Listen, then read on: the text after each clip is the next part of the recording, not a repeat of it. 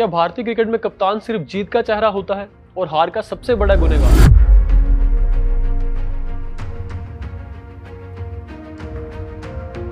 क्या एक ट्रॉफी जीत लेना भी आपकी कुर्सी नहीं बचा सकता?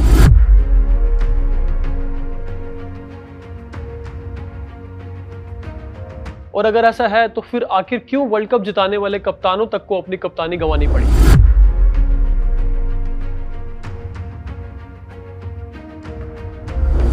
हाल ही में भारतीय क्रिकेट में एक ऐसा फैसला हुआ जिसने हर क्रिकेट फैन को चौंका दिया। जिस खिलाड़ी ने टी20 में टीम इंडिया को नई पहचान दी, जिसकी कप्तानी में भारत ने बड़ी बड़ी टीमों को हराया, अब दावा किया जा रहा है कि सूर्य कुमार यादव से टी20 टीम की कमान वापस ले ली गई है। लेकिन क्या यह पहली बार हुआ है? बिल्कुल नहीं। भारतीय क्रिकेट का इतिहास ऐसे फैसलों से भरा पड़ा है जहां दिग्गज कप्तानों को या तो अचानक हटा दिया गया या फिर उन्हें बलि का बकरा बना दिया गया। सुनील गावस्कर, कपिल देव, मोहम्मद अजहरुद्दीन, सौरव गांगुली, महेंद्र सिंह धोनी, विराट कोहली, तमाम महान क्रिकेटरों को कप्तानी छोड़नी पड़ी। ऐसे में सवाल सिर्फ इतना नहीं है कि कप्तानी क्यों गई, सबसे बड़ा सवाल यह है कि आखिर भारतीय क्रिकेट में कप्तानों की कुर्सी इतनी अनसेफ क्यों रही है? क्या इसके पीछे सिर्फ प्रदर्शन होता है या फिर ड्रेसिंग रूम की राजनीति, चयनकर्ताओं के फैसले और बोर्ड की रणनीति भी इसमें बड़ी भूमिका निभाती है? आज इस वीडियो में हम आपको भारतीय क्रिकेट के उन सभी बड़े कप्तानों की कहानी बताएंगे जिन्हें किसी न किसी वजह से कप्तानी छोड़नी पड़ी। कुछ को हार की कीमत चुकानी पड़ी तो कुछ को जीत के बावजूद कुर्सी गंवानी पड़ी।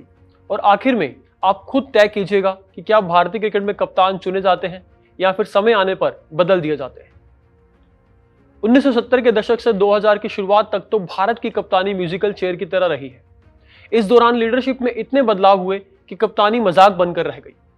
फिर चाहे टेस्ट क्रिकेट की बात हो या वनडे की, भारत की कप्तानी गंवाने वाले खिलाड़ियों में सुनील गावस्कर, कपिल देव, मोहम्मद अजहरुद्दीन, सौरव गांगुली, राहुल द्रविड़, विराट कोहली, रोहित शर्मा और सूर्य कुमार यादव शामिल है। लिस्ट बहुत लंबी है, लेकिन मैं आपको सभी खिलाड़ियों की कहानी बड़े इत्मीनान से बताऊंगा। सबसे पहले बात करते हैं गावस्कर साहब की, जो भारत ही नहीं दुनिया के महान बल्लेबाजों में से एक माने जाते हैं। गावस्कर का क्रिकेट करियर शानदार रहा है। वो 10,000 इंटरनेशनल रन बनाने वाले दुनिया के पहले खिलाड़ी थे, लेकिन उनकी कप्तानी हमेशा सवालों के घेरे में रही। जो लोग 70 और 80 के दशक से क्रिकेट देख रहे हैं वो इस बारे में अच्छे से जानते होंगे। बता दें कि 1978-79 में गावस्कर को भारत का टेस्ट वनडे कप्तान बनाया गया था। उन्होंने 47 टेस्ट और 37 वनडे मैचों में भारत की कप्तानी की, जिसमें सिर्फ 9 टेस्ट और 14 वनडे ही जीते। ESPN क्रिकइन्फो की एक रिपोर्ट के मुताबिक बेशक गावस्कर का जीत प्रतिशत 19 था, मगर वो टीम को अनुशासित बनाने वाले माने जाते थे। हालांकि 1979 में इंग्लैंड टूर पर अचानक उन्हें कप्तानी से हटा दिया गया। कप्तानी छीने जाने के बाद गावस्कर ने सवाल भी उठाए थे। 2020 में एक इंटरव्यू में गावस्कर ने खुद बताया था कि वो परफॉर्मेंस के हिसाब से नहीं बल्कि राजनीतिक तौर पर लिया गया फैसला था। गावस्कर की जगह कपिल देव को कप्तान बनाया गया, लेकिन 1983 में गावस्कर को दोबारा कप्तानी दे दी गई। ये भी बड़ी दिलचस्प कहानी है। 1983 में वर्ल्ड कप होना था। वर्ल्ड कप से ठीक 6 महीने पहले चौंकाने वाला फैसला लिया गया और कपिल देव से कप्तानी छीनकर गावस्कर को दे दी गई। इसके पीछे क्या वजह थी ये नहीं बताया गया, मगर गावस्कर की यह खुशी चंद दिनों तक ही थी, क्योंकि वर्ल्ड कप में फिर से कप्तानी कपिल देव को सौंप दी गई। उस समय कप्तानी का मजाक बना दिया गया था, क्योंकि वर्ल्ड कप के बाद फिर से कप्तानी सुनील गावस्कर को दे दी गई। 1984-1985 के इंग्लैंड टूर पर वही कप्तान रहे, जहां इंडिया को 0-5 से करारी हार झेलनी पड़ी। और तब गावस्कर ने कहते हुए पूरी तरह सरेंडर कर दिया था कि कप्तानी मेरे लिए बोझ बन गई है। फिर कपिल देव कप्तान बन गए, लेकिन बाद में कपिल पाजी को भी कप्तानी से हाथ धोना पड़ा। उसकी वजह क्या थी, सुनिए। कपिल देव को 1984 में खराब फॉर्म और कुछ मैचों में गैर जिम्मेदार शॉट खेलने के कारण कप्तानी से हटा दिया गया था। सेलेक्टर्स ने उन्हें टीम की हार का जिम्मेदार माना और उनकी जगह फिर से सुनील गावस्कर को कप्तान नियुक्त कर दिया गया। हालांकि इसके बाद भी कपिल देव टीम इंडिया के अहम सदस्य बने रहे और 1987 के वर्ल्ड कप में एक बार फिर भारतीय टीम की कमान संभाली, लेकिन टीम को जिता नहीं पाए। कप्तानी से हटाए गए कप्तानों की लिस्ट में एक बड़ा नाम मोहम्मद अजहरुद्दीन का भी है। अजहरुद्दीन भारत के अच्छे कप्तानों में शामिल रहे। उन्होंने 1989-90 में कप्तानी संभाली थी, लेकिन उन्हें भी उतार चढ़ाव का सामना करना पड़ा। खराब प्रदर्शन के चलते उनके जगह सचिन तेंदुलकर को टेस्ट और वनडे कप्तान बना दिया गया। हालांकि 1998 में सचिन को भी खराब फॉर्म के चलते कप्तानी छोड़नी पड़ी। कोई ऑप्शन ना होने की वजह से अजहरुद्दीन को वापस लाया गया और फिर से कमान सौंपी गई, लेकिन 1999 में उनकी कप्तानी फिर चली गई और एक बार फिर से सचिन को कमान सौंप दी गई। मगर कप्तानी के अतिरिक्त दबाव के कारण सचिन का नेचुरल गेम प्रभावित हो रहा था। टीम इंडिया उन पर अत्यधिक निर्भर थी और उनकी बल्लेबाजी लड़खड़ाने पर पूरी टीम का प्रदर्शन खराब हो जाता था। इसको देखते हुए और सेलेक्टर्स की सलाह पर सचिन को कप्तानी से हटा दिया गया। अजहरुद्दीन को यहां एक और मौका मिला। लेकिन मैच फिक्सिंग में नाम आने के बाद उन्हें न सिर्फ कप्तानी से हाथ धोना पड़ा बल्कि टीम से भी निकाल दिया गया। सन 2000 में उन पर आजीवन क्रिकेट न खेलने का भी बैन लगा दिया गया। कुछ समय बाद हालांकि कोर्ट ने उन पर प्रतिबंध हटा दिया, लेकिन तब तक बहुत देर हो चुकी थी। उनका क्रिकेट करियर खत्म हो चुका था। मैच फिक्सिंग विवाद के बाद सौरव गांगुली को भारत का नया कप्तान बनाया गया। टीम में विदेशी धरती पर लड़ने का जज्बा भरने वाले कप्तान के तौर पर सबसे ऊपर नाम अगर किसी का लिया जाता है तो वो सौरव गांगुली का है। क्रिकेट प्रेमी मानते हैं कि भारत में आज जो जीतने की जिद है उसकी शुरुआत असल में गांगुली ने ही की थी।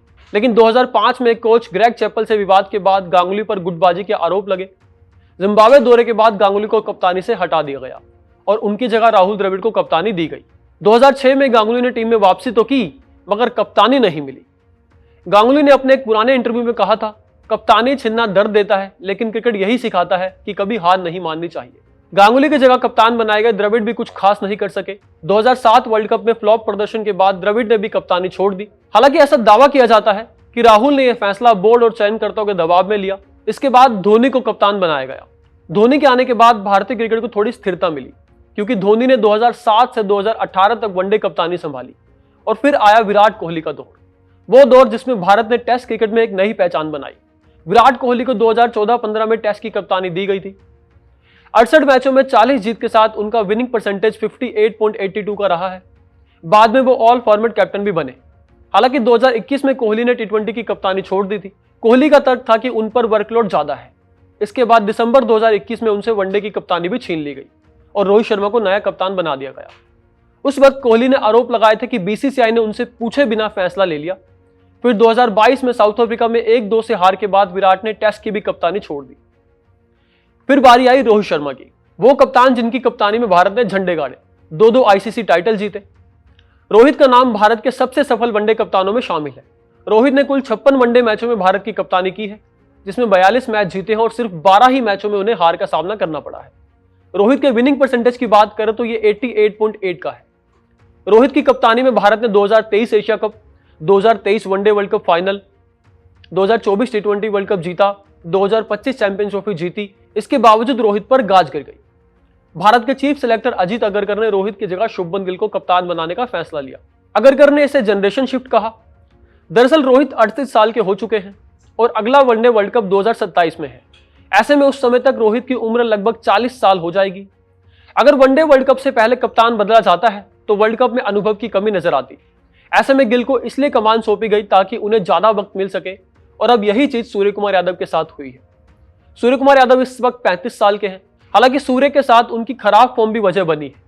भारतीय टीम मैनेजमेंट और सेलेक्टर्स ने सूर्य की खराब फॉर्म और भविष्य की योजना को ध्यान में रखते हुए टी20 कप्तानी में बदलाव का यह बड़ा फैसला किया है।